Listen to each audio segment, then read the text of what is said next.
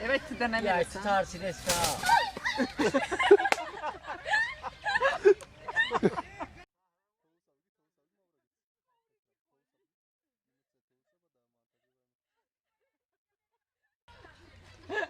Ha بچه دو شتک بزنم پرایی خب برای شتازنی آورده نکه نرسه شای مهمون